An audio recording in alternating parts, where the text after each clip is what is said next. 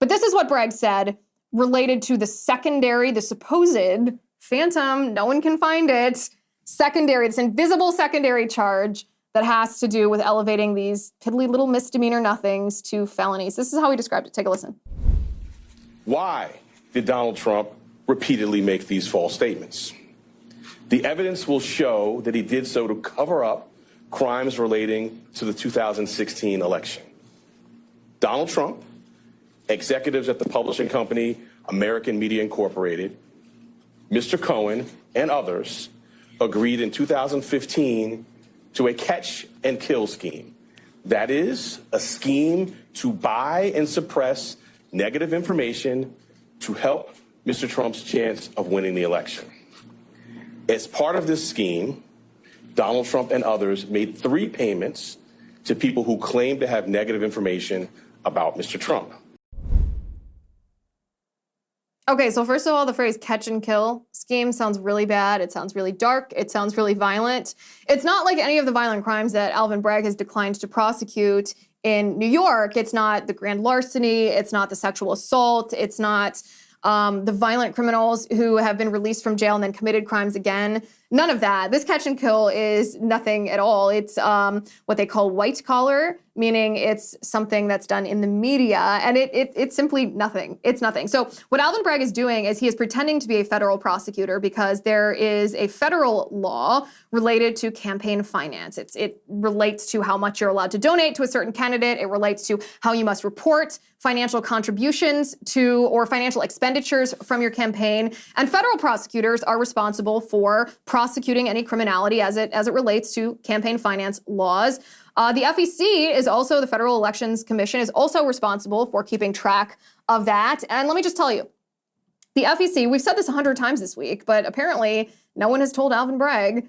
The FEC investigated this exact scenario years ago and determined that this was not a violation of campaign finance law because the original allegation was President Trump disguised an in-kind donation to his campaign as a personal expenditure when he should have used campaign money for that.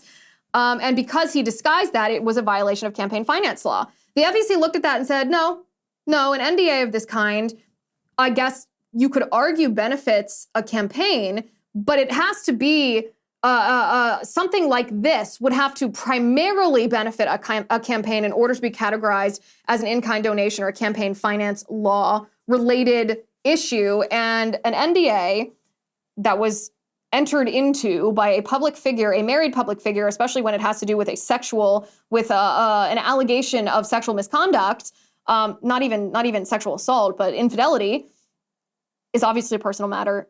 At best, a professional matter, can hardly be categorized as a political matter. That might be just like down the list, third in the priority list here. And the FEC was like, no, this wasn't a campaign finance violation because first of all, it's a personal thing. And secondarily, can you imagine if President Trump had actually used campaign funds to pay off Stormy Daniels?